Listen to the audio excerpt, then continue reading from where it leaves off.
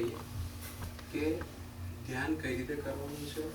ઘણા લગભગ કરતા હશો, તેમ છતાં પણ મારા લેવલ ઉપર હું તમને એની બેઝિક હિન્ટ આપી દઉં છું અને પછી બધા આપણે પ્રેક્ટિકલ ધ્યાન કરીશું.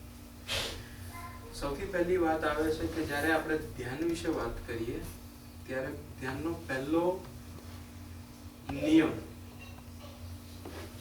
જે મેં કીધું એમ એક રૂલ ઉભો થઈ ગયો છે. કદાચ એ રૂલ શું કરવા હતો એનું બહુ આપણે જાણકારી નથી, પણ શું હોવું જોઈએ એના વિશે પણ હું તમને સમજાવું.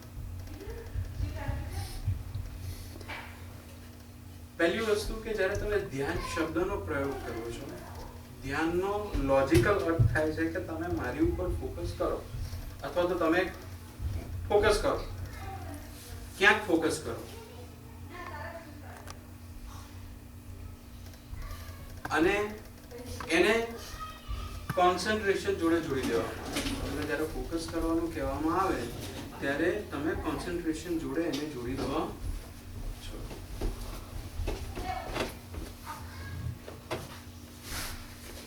ધ્યાન એ એકાગ્રતા છે એવું આપણે બધા જ જાણીએ છીએ.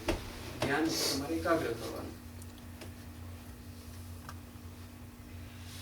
પણ હકીકત એ છે કે થઈ જુઓ, એકાગ્ર થઈ જુઓ. એકાગ્ર થવું એ પણ એક પ્રવૃત્તિ છે જે ફોર્મલી તમે જ્યારે ધ્યાનની અંદર કંઈ પણ કરો છો, ધ્યાનની જો વ્યાખ્યા આપી હોય તો એમ આપી શકાય કે ધ્યાન એટલે કંઈ કરતા કંઈ નહીં કરવાનું. હવે જ્યારે એમ કહું ત્યારે શરીરથી પણ કંઈ નહીં કરવાનું અને મનથી પણ કંઈ નહીં કરવાનું. આત્માનો અનુભવ નથી, આત્મા માલિક છે પણ અનુભવ નથી. કેમ નથી? કારણ કે શરીર અને મનનું મહત્વ એટલું બધું વધી જાય છે કે આત્મા છે કે નહીં છે એ આપણને અત્યારે પ્રશ્ન થાય છે. આપણે આપણી જાતને પહેલો જ પ્રશ્ન આપણે એ જ કરીએ કે આત્મા લોકો તો કહે છે, તમે તો કહો છો, આ પુસ્તકોમાં કહે છે, આપણા શાસ્ત્રોમાં કહેવામાં આવ્યું છે, પણ છે કે નહીં? જાતને પૂછો તો કદાચ બાય હાર્ટ સાચો જવાબ તમને પૂછવામાં આવે તો તમે તમારી જાતને સાચો જવાબ શું આપશો? કદાચ નથી. હજી શ્યોર કેમ નથી?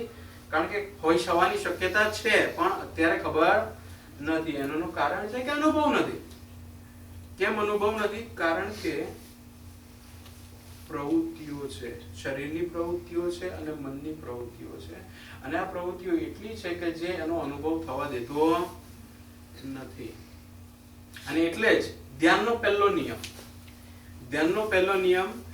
ધ્યાન એટલે કંઈ કરતા કંઈ નથી કરવાનું, શરીરથી કંઈ નથી કરવાનું અને મનથી કંઈ નથી કરવાનું. જે થઈ રહ્યું છે એને જોવાનું છે. તમારે કરતા બનવાની જરૂર નથી. તમે કરતા એટલે કે તમે કરનાર છો એ બનવાની જરૂર નથી. તમારે ઓબ્ઝર્વર બનવાનું છે, એટલે કે તમારે જોવાનું છે ખાલી. તો પહેલી વાત આવે છે કે ધ્યાન એટલે કે એકાગ્રતા નથી. એકાગ્રતા કરવા માટે તમારે મનથી ક્યાંક જોવું પડે. તમે મનથી જોવો છો અને મનને શાંત કરવાની વાત કરો છો. જો તમે મનથી જોતા હો અને મનને શાંત કરવાની વાત કરો છો, તેનો અર્થ એ થયો કે યુ આર પ્લેઇંગ અરાઉન્ડ. તમે રમી રહ્યા છો. કાં તો તમે રમી રહ્યા છો અને કાં તો મન તમારી જોડે રમી રહ્યું છે. બેમાંથી એક. કારણ કે તમે મનથી જોવો છો એટલે કે મનનો ઉપયોગ આવ્યો, અને મનનો ઉપયોગ આવ્યો તો મનની એક્ઝિસ્ટન્સ થઈ ગઈ. મનનું એક્ઝિસ્ટન્સ થયું તો તમને આત્મ અનુભવ તો થવાનો જ નથી, કારણ કે મન છે. એટલે જો મન જશે તો થવાની શક્યતા વધી જાય છે, પણ તમે રમે જ રાખો એની અંદર તો શક્ય નથી. એટલે કે પહેલો નિયમ, પહેલી વસ્તુ સમજવાની છે કે ધ્યાન એ એકાગ્રતા નથી, ધ્યાન એ સમગ્રતા છે. ધ્યાનનો અર્થ એ નથી થતો કે તમારે એકાગ્ર થવાનું છે. લોજિકલી છે, ઓન પેપર ધ્યાન એટલે એકાગ્રતા છે, પણ ધ્યાનનો અર્થ છે કે તમે તમારી પોતાની ચેતનાનો અનુભવ કરો, અને એની માટે સમગ્ર થવાનું છે. સમગ્ર છો જ પણ એકાગ્ર થઈ જઈએ છીએ. તો આપણે શું કરવાનું છે? સમગ્ર થવાનું છે. સમગ્ર થવા માટે શું કરવાનું છે? કઈ નથી કરવાનું. કઈ કરવાની વાત આવે છે ત્યાં મન આવી જાય છે. તમારે કઈ કરવાનું નથી. જેમ છે એમ એને સ્વીકારો અને એમને થવા દો. હજી સારામાં સારી ડેફિનેશન ધ્યાન વિશે આપવી હોય કે સારામાં સારો તમારો અનુભવ ધ્યાન વિશેનો હોય તો થોડોક મોડિફાઈ કરીને હું એટલો જ કહીશ કે તમારી ઊંઘ એ ધ્યાન છે. ઊંઘમાં જે જે કરો છો એ બધું જ ધ્યાનમાં કરવાનું છે. શું કરવાનું ઊંઘમાં? સપના તો પછી હું તમને એમ કહું કે ચલો મને ઊંઘતા ન આવડે, અમારે ટોરન્ટો કોઈ ભૂતું નથી, શીખવાડો મને શું કરવાનું એમ.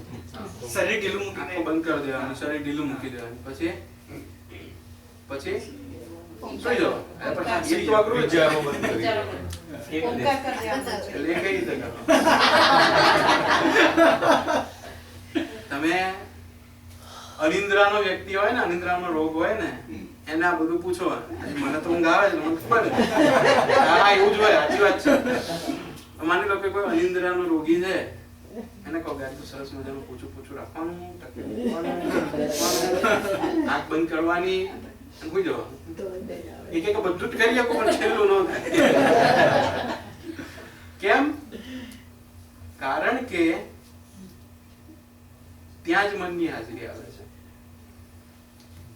એટલે કે ધ્યાન સેમ, એક્ઝેક્ટલી સેમ, નાનો સરખો એક ફરક છે, એના સિવાય એક્ઝેક્ટલી સેમ તમે ઊંઘમાં જાઓ છો. એ બહુ મોટો ફેર ક્યાંય આવતો નથી. ધ્યાનની અંદર તમે બેભાન થઈ જાઓ છો, સોરી, ઊંઘની અંદર તમે બેભાન થઈ જાઓ છો, ધ્યાનની અંદર તમે સભાન હોવ છો. That's all. આના સિવાય બીજો કોઈ ફરક નથી. પણ બેભાન થઈ અને કઈ નહીં કરવું એ અલગ છે, અને સભાન થઈને કઈ નહીં કરવું એ અલગ છે. છોકરો ગાર્ડનમાં કાદવમાં રમતો હોય એનાથી આપણને ફેર પડતો નથી. તમે બોલવાના નથી કે આ કાદવમાં હશે કે નહીં હોય, ઓપ્શન જ નથી ને આપણી પાસે. પણ છોકરો તમારી સામે કાદવમાં રમતો હોય તો તમને ખબર છે ને, તમે સભાન છો કે આ આવડે, લો હવે હું કરવાનું. એટલે કહેવાની વાત એટલી છે કે ફરક આટલો જ છે. તમે જો ધ્યાનની વ્યાખ્યા મારી પાસે પૂછો તો હું એટલું જ કહીશ કે તમે જો ઊંઘમાં કરતા હોય એ ધ્યાનમાં કરજો. પણ આને થોડુંક મારે ડિફાઇન કરવી પડશે તમારા મગજની ક્લેરિટી માટે. તો પહેલી વસ્તુ છે કે તમારે સમગ્ર થવાનું છે. જે જેમ છે એને એમ સ્વીકારીને એને થવા દો. તમારે એમાં ક્યાંય કંઈ કરવાનું નથી. તમારે શું કરવાનું છે? કાંઈ નથી કરવાનું. તમે ડાયા ના થાવ, બસ તમે બેસી જાઓ શાંતિથી બેસી. હું ઘણી વાર ધ્યાન શીખવાડતો હોઉં ને એટલે મને ઘણા કે હું ધ્યાનમાં બેસવાનું, પણ કયા ભગવાનનું નામ લેવાનું? પણ ડાયા ન થાવ. ભગવાનનું નામ લેવું છે ખોટું નથી. ભગવાનનું નામ તો તમને પોઝિટિવ એનર્જી આપે છે, લેવું જ જોઈએ. પણ હા, ધ્યાનમાં બેસો પછી નહીં. ધ્યાનમાં બેસતા પહેલા 1000 વખત બોલી લો, પછી ધ્યાનની શરૂઆત કરો. એ કઈ રીતે આખી સિસ્ટમ કઈ રીતે વર્ક કરે છે ને એના વિશે આપણે સાંજે ચર્ચા કરીશું. આપણી આધ્યાત્મિક સિસ્ટમ, સુખની સિસ્ટમ અને આવી આ પ્રાણની એનર્જીની સિસ્ટમ કઈ રીતે વર્ક કરે છે એ આપણે સમજીશું. પણ અત્યારે આપણે એટલું જ સમજી લઈએ કે તમારે કઈ નથી કરવાનું, તમારે માત્ર બેસવાનું છે. એક વખત એક સાધુને છે ને પૂછવામાં આવ્યું કે તમે આખો દિવસ તમારા મઠમાં હો તો શું કરો? તો કે કઈ નહીં. તો હું મારા છોકરાને બોલું કે સ્કૂલમાં શું કર્યું? તો કે કશું નહીં. અમે કશું નહીં તો કંઈક તો કર્યું હશે ને? તો કે ના, કશું નહીં. એ બરાબર. એમ તમને કોઈ ધ્યાનમાં પૂછે કે તમે અડધો કલાક આમ બેઠા, શું કર્યું? કશું નહીં. બસ એ જ કરવાનું. ટૂંકમાં કહેવાની વાત એટલી જ છે કે ધ્યાન એ સમગ્ર છે, સમગ્ર થઈ જાઓ. આપણને ટેવ છે એકાગ્ર થવાની, એટલે એકાગ્ર થવાનો ટેકો શોધશો, અને એ ટેકો શોધશો એટલે તમે મનને એક્ટિવ કરો છો. એવું નથી કહેતો કે મન એકાગ્ર થતું હોય એને ટેવ છે એટલે તો થશે જ, એને રોકો, એને રોકવાનું ને, એને એકાગ્ર થતું તો થવા દો ને. એનો પ્રોબ્લેમ છે, તમારો પ્રોબ્લેમ નથી. ટૂંકમાં એકાગ્ર થવાનો નથી. હવે આપણે મનને, શરીરને અને મનને બે રીતે આપણે જોઈશું. ધ્યાનને બે ભાગમાં જોઈશું, મન અને શરીર. સૌથી પહેલા શરીરના રૂલ સમજી લઈએ. શરીરનો પહેલો રૂલ, તમે એક વખત બેસી ગયા પછી કોઈ પણ ભોગે શરીર હલવું જોઈએ નહીં. શરીરને તમારા બેસ્ટ પોઝિશનમાં બેસાડજો. તમને એવું લાગતું હોય કે ભાઈ હું પલાઠી વાળીને બેસતો હોઉં તો સારું છે, અને તો સારામાં સારું તમને હું ધ્યાનનું કહું કે ધ્યાન સારામાં સારું કઈ રીતે લાગે, તો એની માટેનો સારામાં સારો રસ્તો છે કે તમારે શું કરવાનું? પદ્માસન કરવાનું. બેજો બધા પદ્માસનમાં.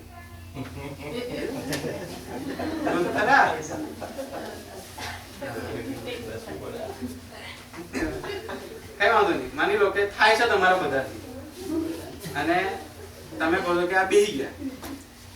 હવે હું તમને કહું કે હવે અડધો કલાક બેસવાનું, એ અઘરું.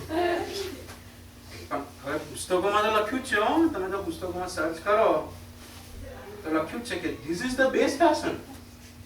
આના જેવું આસન ઉત્તમમાં ઉત્તમ કોઈ છે, અને એનું રીઝન બી છે, હું તમને સાંજે સમજાવીશ. એનું રીઝન બી છે કે કેમ બેસ્ટ છે. હું કહું છું કે બેસ્ટ જ છે, અને આમ જ બેવું જોઈએ. હું તમને કહું, તમે કોઈ સાંજે આવો નહીં.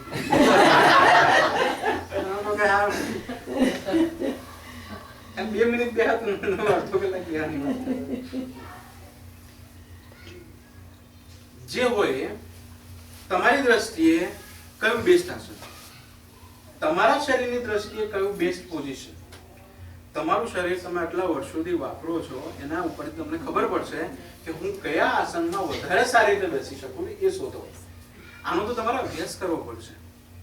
પણ અત્યારે તમે માની લો કે આમ ટેકરી આમ બેસી શકતા હો તો મને વાંધો નથી, તમે આમ બેસતા હો તો મને વાંધો નથી, તમે પગ લાંબા રાખીને બેસો મને વાંધો નથી, તમે પલાઠી વાળીને બેસો એ મને વાંધો નથી. એ બધું જ તમારા ઉપર છે. પણ કહેવાની વાત એટલી છે કે ડિસિઝન તમારું છે કઈ રીતે રાખવાનું છે. પણ એ ડિસિઝન કર્યા પછી એટલું યાદ રાખજો કે પછી શરીર હલાવવાનું નથી. મારી દ્રષ્ટિએ ઈઝી આસન કરું, મેં અત્યારે તમને હાર્ડ આસન બતાવ્યું, પણ ઈઝી આસન કરું તો તમે ભગવાન બુદ્ધને બેઠેલા જોયા છે. ભગવાન બુદ્ધ કેવા છે? એ આમ બેસે ને એક પગ અહીંયા રાખે, એક અહીંયા આગળ રાખે, એક એની આગળ રાખે, આ રીતે. તો આનાથી ફાયદો શું થાય કે આ પગનો ભાર આ પગ ઉપર ના આવે, આ પગનો ભાર આ પગ ઉપર ના આવે, તો તમારી બેસવાનું પોસ્ચર તમને બહુ સારું મળે, અને તમે લાંબો સમય વધારે કોઈ અગવડ વગર બેસી શકો. બીજું એક એડિશન હું તમને આપું કે ભગવાન બુદ્ધને કદાચ એ વખતે નહીં મળ્યું એવું બધું બેનિફિટ આપણે આ મળે.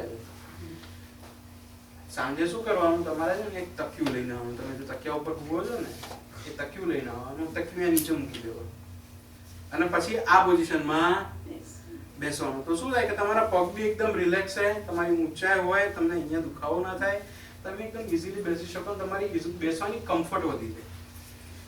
પણ એનીવે આ તમારે નક્કી કરવાનું. તમે કહો કે નહીં ભાઈ હું તો પદ્માસનમાં જ બેસીશ, મને કઈ વાંધો નથી. મને વાંધો ત્યાં છે કે એના પછી જો શરીર હલાવે તો એ ચાલશે નહીં. તો ટૂંકમાં કહેવાની વાત એટલી જ કે શરીર તમારું કમ્ફર્ટ રાખવાનું છે, તમને જેમ ફાવે બેસી જાઓ, બેસવાનું કોઈ પોસ્ચર નથી. ખાલી એક જ રિસ્ટ્રિક્શન છે કે તમારે આમ લાંબા થઈને સૂઈને ધ્યાન કરાય નહીં. કારણ કે લાંબા થઈને સૂઈને ધ્યાન કરો તમને ઊંઘવાની ટેવ છે, અને ઊંઘ અને ધ્યાનમાં ડિફરન્સ બહુ નાનો છે. એ તમારું શરીર સમજી જ નહીં શકે કે તમે ખરેખર ઊંઘમાં જાઓ છો કે ધ્યાનમાં જાઓ છો. ઇટ્સ બેટર કે એવું ના કરો, એના સિવાય બધું જ થઈ શકે. તો પોઝિશન તમે જોઈ લેજો. પોઝિશન જોઈ લીધા પછી તમારે હવે આ શરીર હલાવવાનું નથી, અને નહીં હલાવવા પાછળનું કારણ પણ એ જ છે કે જ્યારે તમે શરીર હલાવો છો ત્યારે મન એક્ટિવ થઈ જાય છે. તો જેટલું તમે હલાવશો ત્યાંથી મન એક્ટિવ થઈ જશે, અને ફરીથી એને શાંત થવા માટે તમારે અમુક ગેપ આપવો પડશે. તો એના કરતા શક્ય હોય તો એવો પ્રયત્ન કરવાનો છે કે શરીર હલાવવાનું નથી. હું માનું છું કે પહેલી વાર બેસતા હોય એમને કદાચ થોડુંક અઘરું પડે, પણ સમય જતા શરીર સેટ થઈ જશે, એક્ટિવ થઈ જશે, સમજી જશે કે આ તો બેસવાનું છે, પછી એ વિરોધ કરશે નહીં. પણ જો તમે એને સપોર્ટ આપી દીધો તો પછી તરત વિરોધ કરશો. તમે ઓલી કડવી દવા હોય ને, એ કડવી દવા તમે આમ કરીને પી જાઓ વિથ કન્ડિશન કે દોડીને પાણી નહીં પીવાનું, તો શું થાય? શરૂઆતમાં વાહ આટલું બધું કડવું, પણ પછી ધીમે ધીમે ધીમે તમે સ્ટેબલ થતા જાઓ, સ્થિર થઈ જાઓ. હવે બીજી વખત જ્યારે પીવાની આવે ને તમને ઓલરેડી ખબર છે કે કડવી જ હશે અને પાણી પીવાનું નથી. શરીર જ તમને કહેશે કે હવે ઓછું કરવું છે, હવે બહુ વાંધા જેવો નથી. મને યાદ છે કે મારો એક કઝિન હતો, એ કઝિનને પેટની તકલીફ હતી. તો આપણા ઇન્ડિયામાં તો શું હોય કે પેટની તકલીફ હોય તો શું કરવાનું? પેલું એરડિયું પીવાનું. એટલે એને શું કર્યું, સરસ મજાની ચા બનાવી અને ચાની વચ્ચે એરડિયું નાખ્યું અને પછી બરાબર આમ હલાવ્યું, એટલે મિક્સ થઈ જાય ને એમ તો એરડિયું ગુમ થઈ જાય એમાં. તમને ચા તોય સ્વાદ તો આવે પણ તોય એનો પર્સન્ટાઇલ ઓછા થઈ જાય. અને પછી આમ કરી અને પૂરું કર્યું. વાત સાચી છે, કરી શકો તમે, ઇટ્સ અપ ટુ યુ. મારે કોઈ પીવાનું આવ્યું, મેં કીધું મારે કઈ રીતે પીવું? કાં તો તમે મરી મરીને જીવો, એના કરતા પછી ખબર જ છે કે પીવાનું જ છે તો હવે કોઈ ઓપ્શન નથી. એટલે ઓલાની મારો કઝિન બી મારી જોડે જ હતો, ત્યાં જ મને સલાહ કે પી લે ને. મેં તો આમ પેલા બોટલ ઊંધી વાળી અને પી ગયો. અને પછી એની સામે જોયું તો મને કે તને શું થયું? કે તે એરડિયું પીધું એટલે મેં પીધું, મારા ગળામાં ગયું, મારા મોઢામાં ગયું, મારા શરીરમાં ગયું, એમાં તને શું છે? તો કે પણ ટૂંકમાં કહેવાની વાત એટલી જ છે કે this is a reaction. First reaction તમે એને સપોર્ટ કર્યો તો સેકન્ડ રિએક્શન એના કરતા હાયર હશે. તમે સપોર્ટ ના કર્યો તો એનું રિએક્શન ઓછું હશે.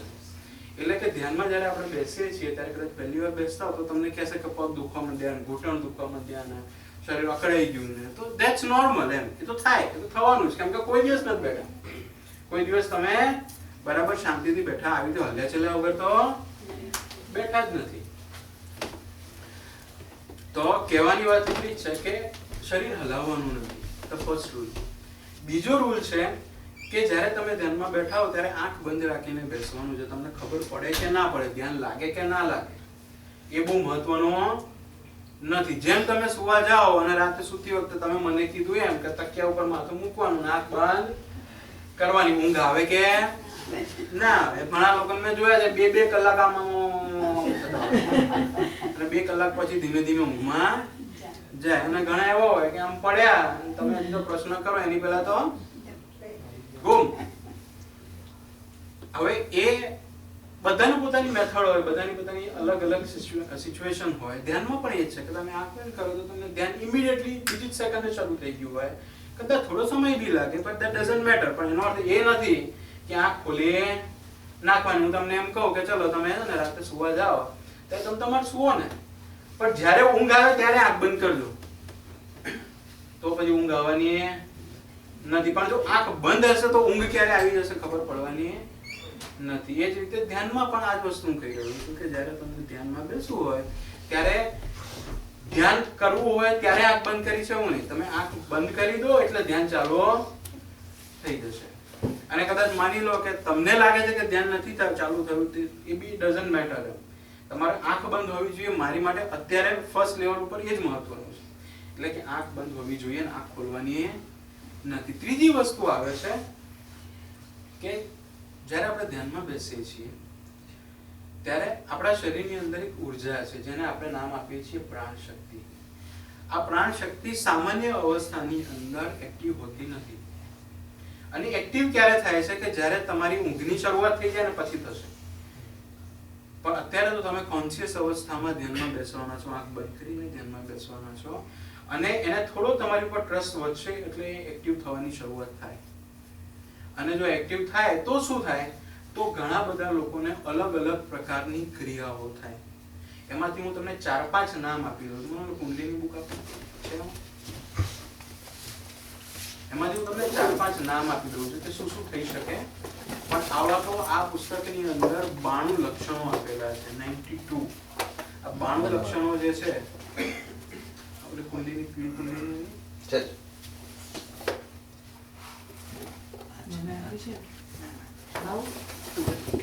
એ વાંધો નહીં. એ પુસ્તકની અંદર 92 લક્ષણો આપ્યા છે કે શું શું થાય. એના કરતા અલગ બી હોઈ શકે.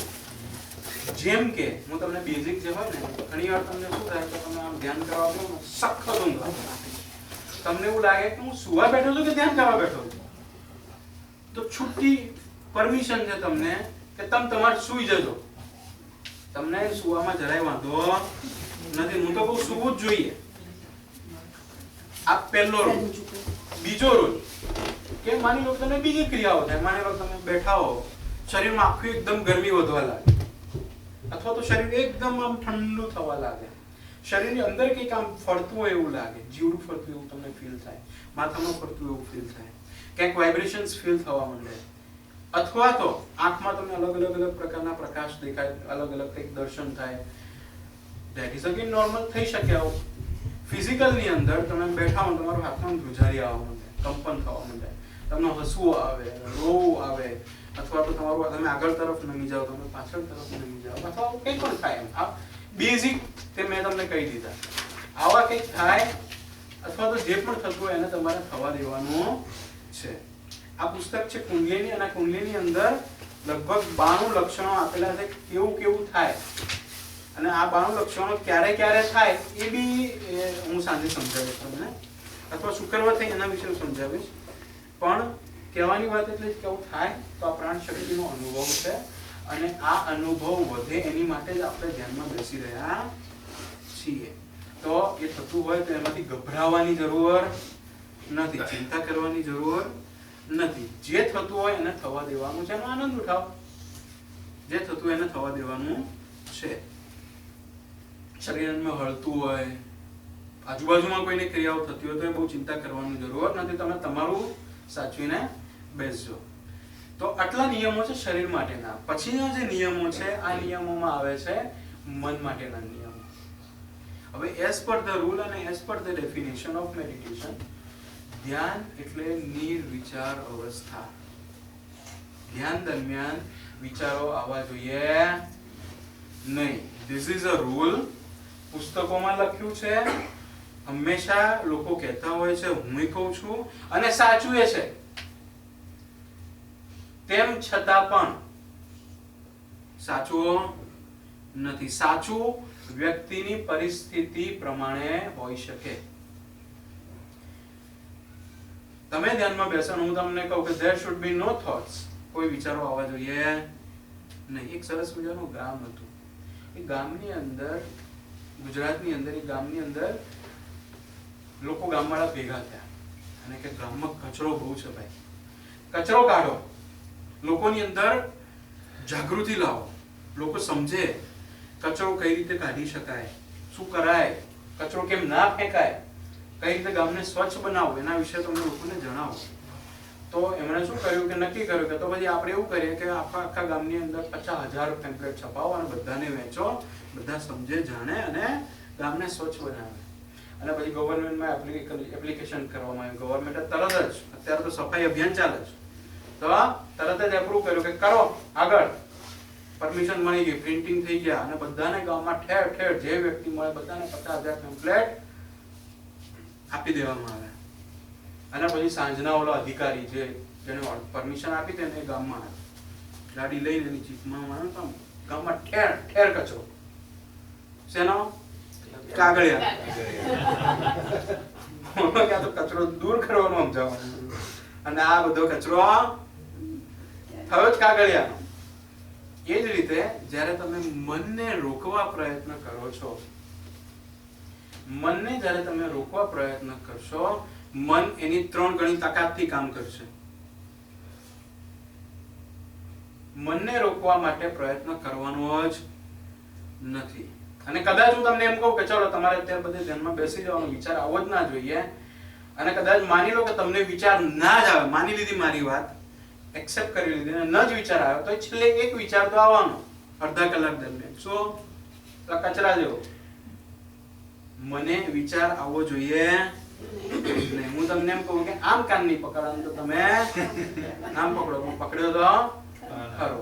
But the correct rule is વિચારો આવશે. મનનું કામ છે વિચારો ઉત્પન્ન કરાવવાના, ઉત્પન્ન કરાવીને તમારા જે કર્મ છે એને ભોગવવાના. તો મન એનું કાર્ય રોકશે નહીં. એટલે મન તો વિચારો સતત ઉત્પન્ન કરે છે, અને એ ખોટું પણ નથી થઈ રહ્યું. વિચારો જે ઉત્પન્ન થઈ રહ્યા છે એને હવે આપણે શું કરવાનું એ વિચારીએ. આપણે આ વિચારોને જોવાના છે, આપણે આ વિચારોના દ્રષ્ટા બની જવાના છે, આપણે આ વિચારોને માત્ર અને માત્ર સાક્ષી ભાવે જોવાના છે. સાક્ષી ભાવ નામની ગુરુજીએ 3 પુસ્તક લખી છે. 3 પુસ્તક વાંચવા જેવી છે, સમજવા જેવી છે, અને કીપ રીડિંગ એટલે કે કન્ટિન્યુઅસ, પૂરી થઈને ફરતી વાંચો, પૂરી થઈને ફરતી વાંચો, જેથી તમારી અન્ડરસ્ટેન્ડિંગ, તમારી સમજણ વધતી જશે. સાક્ષી ભાવ 2 છે, આવી સાક્ષી ભાવ 1 ને 3 પણ છે. તો આ પુસ્તક ખરેખર વાંચવા જેવી છે. તો શું થશે? સાક્ષી ભાવ શું છે સમજાશે. પણ અત્યારે આપણે શું કરવાનું છે? ધ્યાન દઈને માત્ર વિચારોને જોવાના છે. વિચારોના 4 પ્રકાર છે. સારો વિચાર, ખરાબ વિચાર, સુપર સારો વિચાર અને સુપર ખરાબ વિચાર. સારો અને ખરાબ વિચાર કેવો હશે કે મેનેજેબલ છે. આમ કે હું આમ ધ્યાનમાં બેઠો, મને વિચાર આવ્યો કે મારા હાથથી આ પુસ્તક અહીંયા પડી ગઈ અને પુસ્તક ફાટી ગઈ, તો ખરાબ વિચાર થયો. પણ કેવો છે કે મેનેજેબલ, એને હું બાયપાસ કરો તો કરી શકું, કઈ વાંધો નહીં. પણ સુપર સારો અને સુપર ખરાબને મેનેજ કરવો થોડો અઘરો છે. હું તમને એક નાનું ઉદાહરણ આપું. તમે ધ્યાનમાં બેઠા છો, તમને વિચાર આવે છે, ગઈકાલે જ લોટરીની ટિકિટ લીધી હતી, લાગી. અથવા તો માની લો કે વિચારો કે જો લાગે તો બસ સ્ટોપ, ફૂલ સ્ટોપ. અને પછી હનાટ તમે ક્યાંક ઉડી જાઓ, તમે ક્રૂઝ ઉપર હો કે પછી તમે ક્યાં ફરાય, કાલગરી જતા રહ્યા હો, ક્યુબા ગયા હો, ક્યાંક ફરતા હો તમે, બીજી જ સેકન્ડ એમ યુ ડોન્ટ નો કે તમે પહોંચી ગયા છો. તમારા હાથમાં જ નથી કે પહોંચવું કે નહીં પહોંચવું, કે જોવું કે નહીં જોવું. વિચાર આવ્યો નથી અને પહોંચ્યા નથી. એના લગભગ 15-20 મિનિટ તમે ફરો. ક્યુબા તમે 20 મિનિટ ફરી હોય પછી તમે પાછા ખબર પડે કે આ તો ધ્યાનમાં બેઠા નથી. પણ ભગવાનની દયા અને ભગવાનની કરામત કે ક્યુબાનો અનુભવ કરી લીધો. પણ છેલ્લે બેઠા તો ધ્યાનમાં જ છો, એટલે 20 મિનિટ પછી ખબર પડે. ત્યાં તો 5 જ મિનિટમાં હું કહું ઓમ, એટલે હા ખુલી ગયો.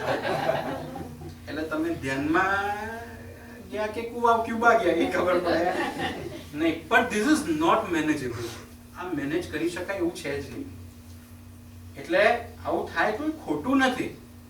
પણ જો તમારો નિયમિત અભ્યાસ હશે ને તો આ સુપર નેગેટિવ અને સુપર પોઝિટિવ વિચાર હશે.